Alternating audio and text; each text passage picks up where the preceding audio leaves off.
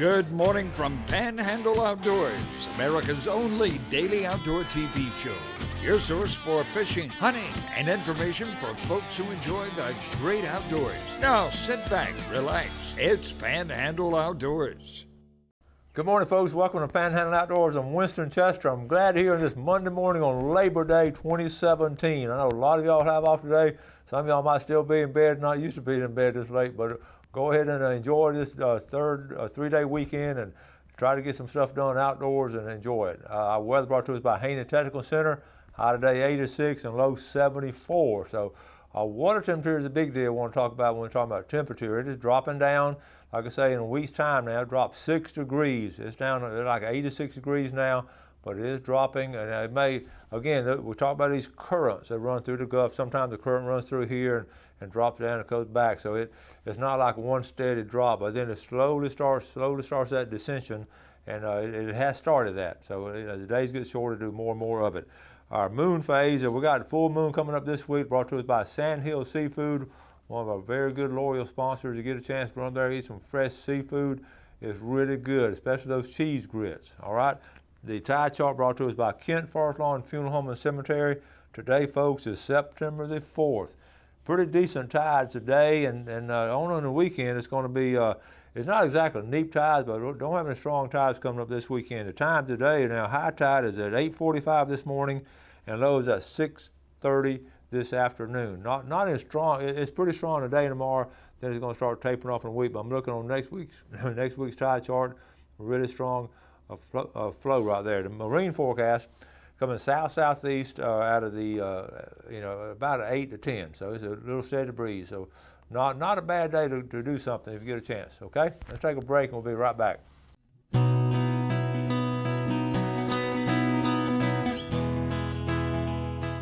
Okay, welcome back, folks. I'm having some technical difficulties. I have on the phone Chuck from Quarters Marina. Okay, I'm trying to get him on the phone, but I can't get it. Chuck, how about it, Chuck? Hey, Winston, how you doing? I'm doing well. I can't get you on speakerphone. Hold on just a second. Okay, let me see. Technology is amazing. Jeff, you got any ideas? All right, we got it. Okay. Good morning, Chuck. Good morning, Winston. Okay, here we go. We got the technology out of the way. This is Monday morning Labor Day. Tell us the big news down there. What's going on down there as far as catching grouper and all? Well, as far as catching grouper, Winston, the gag grouper fall season started September 1st, so you can keep gag grouper in state waters now. So anywhere in state waters, anywhere in federal waters, you can keep gag grouper. So red grouper, gag grouper, that means you can catch them anyway, anywhere. That's going to be that's for 4 county. I mean, that's the 4 county area down there. Yeah, that's the 4 county area in the Big Bend area. That'd be Gulf County, Taylor County, Franklin County, and Wakulla County. Wakulla, that's correct. So snapper will end today. That's correct. The Monday of Labor Day is the last day for red snapper. So if you want to catch a red snapper, you better get into the water this Monday and catch you one. Trout and redfish are doing pretty good. We've got a lot of fresh water coming into the bay, but there are some good trout and some good redfish being caught. Flounder's kind of slow because of the murky water. Kingfish are almost non-existent right now, but fish is good. The weather's going to be good on Monday. On Monday today, it's supposed to be 1 foot or less. So if you've got a chance, get on out there and catch you some snapper and some grouper. Okay, what about up there behind Dog Island and everything? If you want to fish on the backside of Dog Island or the St. George Island, what would you be throwing at those redfish and trout? Well, a lot of people are fishing popping corks with dead shrimp or live shrimp under them, gold spoons for the or redfish magic for the redfish, and then the DOA shrimp seems to be doing good on the trout, bumping them on the bottom. Well, that sounds good. Are the shrimp pretty? Are you seeing a lot of shrimp in the water yet? Are they moving around yet? The shrimp? No, sir, they're not really back in like they should be right now. Okay. So we still have a lot of bait fish around. Filters are still around, so there's a lot of fish for a lot of bait for the fish to eat. But when the shrimp come back in, we'll probably have more game fish coming in the area. Okay, Tab, one more quick question. When do y'all get the shrimp run down there, Chuck? About when would the shrimp be coming back in? Probably about the end of this month. Okay, very good. Sounds good. Thank you so much, Chuck, and hope we all do well, and I appreciate that report. All right, Winston, good to hear from you. All right, buddy. All right, that's Quarters Marina, folks. They're on top of things down there, and you know we talk a lot about the shrimp and all the things going on as far as the technology of catching shrimp, and it's a simple. When I say technology, because the shrimp been there forever, and the fish have always wanted to get them. Okay, I'm gonna get set up for pictures. One of the things, the lionfish. I want to go and mention something about the lionfish because they're going to they're wrapping up that lionfish challenge today. But if you get a chance, go on the FWC website and see you can pick it up. Okay, I got the pictures, and we adjusting from one to the other, and I want to show. I got quite a few pictures to try to get caught up on some things. And let's start let me see. We already got that. I already got covered a lot of this stuff right here. Let me see. Okay, we'll start with this picture right here. Okay, here we go. This is one of our viewers. Okay, here we go. This is Randy Isaacson. Randy's been just one of our new viewers, and he got to see, lucky enough, in the right spot a couple weeks ago, catching blues every cast. This is at a 331 bridge. Now see with that frenzy coming in right there, that top order action. That's bluefish really moving around. Bonita will do this, and a lot of fish will do this, and you get a lot of. There's another picture of it, and you just get a lot. You see the birds? See that bird right there? That's why I'm so glad he got the birds in it, because that right there, even if a long distance off, you can't see the water, you can see the birds, and that's a telltale sign. Okay, let me get past this. I want to get on into. Let's see. I got all these pictures right here. I do want to mention the Catfish Tournament Trail, the 2017 schedule. We still have a tournament coming up September the 29th up here. And this is going to be at Freshwater Catfish, Gaskin Park up here in Weebaw. And this will be the last tournament of this trail for this year, 2017.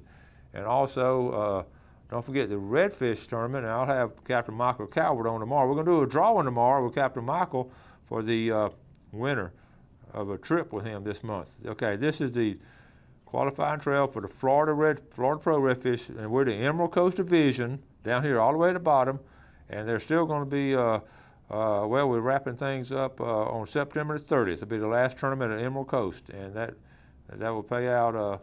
That will pay out there. Okay, and let's go and take a break now. I got some more stuff to show you.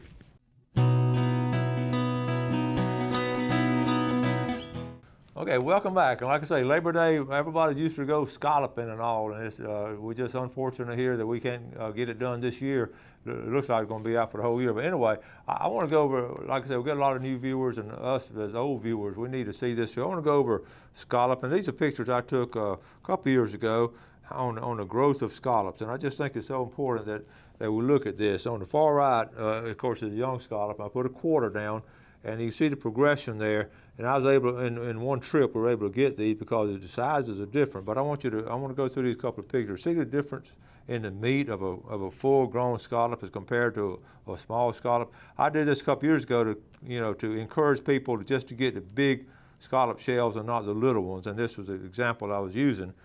And these are too little. If they're that close to a quarter, those are too little. So even if you go in Stenhatchee or Carabel or St. Joe Bay, wherever you go, don't get those little ones. Okay, here's another comparison to it right here, and a couple more pictures. What I like about this one, on the far right, these small ones, but working from right to left. You see the one on the far left?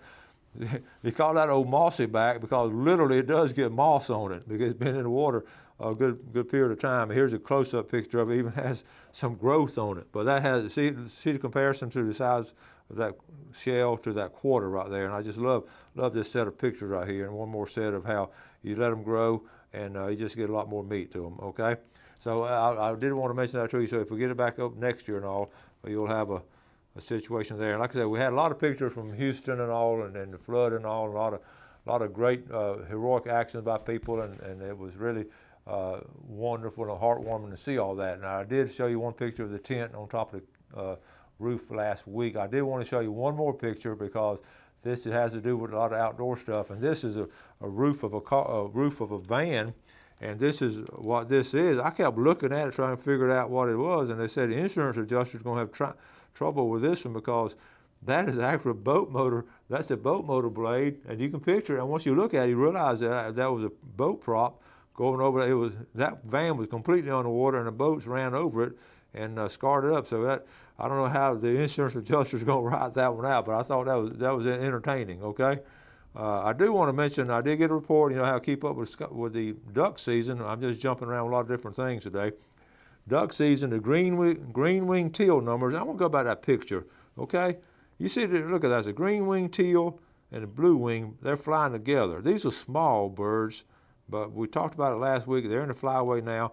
But the numbers, the research is showing, the survey, the green wing teal numbers are really 16% below last year, but 7% above long-term average. So, you know, that's good news and bad news, I guess. The blue wing teal was 18% above 2016, so the blue wing's doing good. And then the ringneck ducks, those little ugly ringneck ducks, they're below the 2016 estimate, but similar to 1990 2016 average. But anyway, got a full report on it. I said old ringneck, they're people call them bluebills, local call them bluebills or ringnecks, and those ducks and all. And they're not, as my dad said, they're not fitting to eat. And so if you're not going to eat them, don't shoot them. But there are a lot of them out. I do want to mention September 23rd coming up. This is important. It's National Hunting and Fishing Day. Okay, take someone to the outdoors. It is September 23rd. You make a pledge. I was looking at this last night. It's interesting what you can do. This is Richard Childress, a NASCAR driver. Mentoring is critical to ensure our outdoor tradition lives on through future generations. And folks, we talk about that a lot on this show, getting young people to do things in the outdoors. And it's not just me talking. A lot of people across the country and a lot of y'all realize how important it is to keep our tradition going of the outdoors. And that's one of the big reasons we do Panhandle Outdoors, is to encourage young people to do that. So our country, and here's actual, you can take the pledge. Here's a pledge right here. Congress has even authorized it and all, but take the pledge and you can win stuff if you take the pledge and all that. I'm gonna take the pledge. I don't know about winning anything. But now let's go to, I mentioned lionfish. Lionfish is wrapping up. They're having a challenge. It ran all summer. And the FWC has recognized a huge problem we have with lionfish, and it's amazing. Everybody I've talked to, and I mentioned on the show on a regular basis this past year or so, what's going on. So I do want to mention what they've done. They're keeping up. You can send them in. Okay, I do. Okay, see this list right here? I want to see, we got some local names. All the way, look down here, like number right here in the middle of the page. That's Carol Cox from Mexico Beach. She's turned in over 300. She's destroyed over 300. Two names below her is Kimberly Higdon. She's also from Mexico Beach. So we're doing a pretty good job up here. This is then right on down in the middle. There's Ron Childs right there. He's done 75, and that's really good doing your share as a diver. And then in the commercial category, I saw some Bob Cox right down here, fourth from the bottom. He's done 300. He's captured. But this guy up here, top, Doug Wiggin, I don't know who he is, but he's got 3,054 that's pounds of lionfish now, okay? And of course you estimate it, so that's interesting to me. And then they have raffles and all that, okay? So let's move in. I do want to mention on those lionfish and all, they're going to get more and more prevalent around there, and not just we got to learn how to catch them as fishermen, because not that many of us are divers, and divers really one right now that can only one that can put a dent in them. So we got to learn. I'm anticipating some really interesting things coming out on how to catch lionfish. It's going to be a challenge for fishermen, because you stop and think about it. There's going to be so many of them out there. It's going to be like tadpoles in freshwater. Seriously, you've seen tadpoles in freshwater. Once they hatch out, they're all over the place. And these lionfish, once we start learning how to catch these lionfish, we're going to be in pretty good shape as fishermen trying to do it, okay? Let's wrap it up, and we'll take a break on this segment right here. Okay, welcome back. Let's take this segment here looking at our fishing game time, brought to us by Blue Water Outriggers in Port St. Joe. We're looking at, the day is Monday, we're looking at 11:29 to 1:29 right here in the middle of the day. Okay, I do want to mention this. You know, I'm always talking about doing, you know, being safe and all. And nature, you know, the way we get out there, and, you know, 2 weeks ago I was off Carabel. We talked about that really bad weather, and people get caught in bad weather. And I'm always talk a lot about lightning, and I really, and because I know we can't control it, but we sort of control what we do. And I remember about 2 weeks ago I did a chart on the lightning deaths and talked about that. It's really been a down year and all, but just as soon as I said that, a guy camping with his family over there around Pensacola lost his life. And this past week, this picture right here it just touched home with me, because a young man from Mountain Brook was struck by lightning on the beach in Gulf Shores, and he died early Monday, this was last week. And Taylor Harsh, 24 years old, he had graduated from Mountain Brook High School. He just graduated from University of Alabama. And the story on this, I do want to read you this last paragraph because it is so typical, and this is why I bring it up. I already want to read right here, but he said Oliver Brown there was a group of guys, and Oliver Brown was one of the men with the group. He said there was a slight rain, but they had not seen any lightning nor heard any thunder. Okay, it looked safe out there. Okay, we get caught up in that. They were packing up to go inside when tragedy hit. They started getting stuff together. He said it was really a bright flash of light out of nowhere. It hit Taylor and then arced to Stephen and the other guys. It all knocked the whole group down basically, but it hit Taylor, and Taylor's the one that lost his life, and the other guys were going to be okay. They were hospitalized. But what I wanted to do, again, reinforce, out of nowhere. A lot of times, so you see bad weather in the distance, you go ahead and start getting ready to pack up and get out of there. And I know sometimes you can't help it, like in that storm in Carabel. It was popping all around us. We were just at the mercy of God at that time. But anyway, now let's move on to something more positive. We're talking about shrimp, and, you know, this time of year we're talking about, it was just talked, you know, with Chuck down at Sea Quarters about when the shrimp's going to be coming in down that way. And about the end of the month, it's fall run is what they call it. And I got to thinking about how many years we fished with shrimp. And I pulled out some stuff last night. I got tickled at all the stuff I have, but there's so many companies making shrimp. This is a Z-Man Vitro. That's a good-looking shrimp right there. I mean, that looks realistic, okay? And see where it's hooked and all, and that's a good-looking shrimp right there. Okay, I'm gonna hold up. Here's some. Okay, here's just a bunch of shrimp baits. Okay, and I'll show you. These are put out. These are the. Let's see, right here. You get a whole tray of them. They're all the same mold, but all different colors. In fact, these three same mold right here, and the different colors are different clarity of water. Okay, now then you have. That's another Z-Man right there. But anyway, I'm just going through all this shrimp, and then what you want to do is fish it under a popping cork. All right, I'm going to show you this little rig I had. And the popping cork now, this is the time of year you want to fish a popping cork, really, and because of shrimp and all.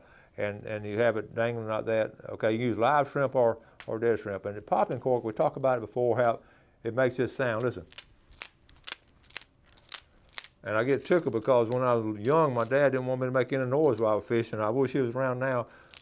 We didn't ever fish anything, but this is a Cajun Thunder, and y'all are familiar with them. But you put the shrimp about 18 to 20 inches below it, and then you can use even smaller. You can even use a smaller a cork that doesn't have to be that big and all. But again, same principle. And these are Cajun Thunders too. And they started out in Louisiana.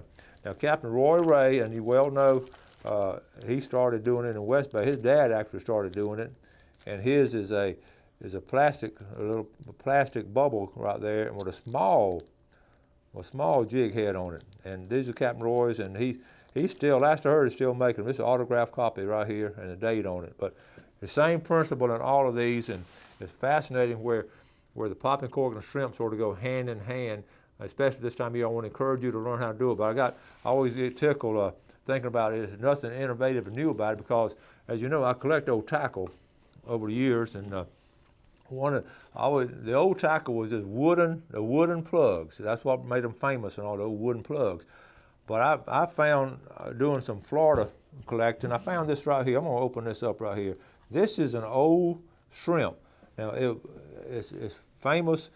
It's a famous Florida lure, and it was put out over here in Jacksonville. Remember that Jacksonville, St. Augustine area had some St. Augustine especially, a lot of shrimpers and all over there. This is cellulite.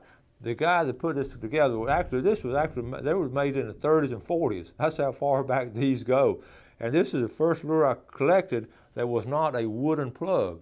And I was fascinated with it. And it actually, in our show in 2002, this was a plug of the year.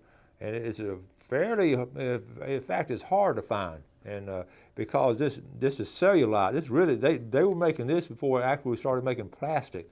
This cellulite like this, so, and they would fall apart. That's why they're highly collectible, because they didn't last very long. So they were catching, fishermen have been catching fish off shrimp for over 100-something years, artificially almost. That was in the 30s and all.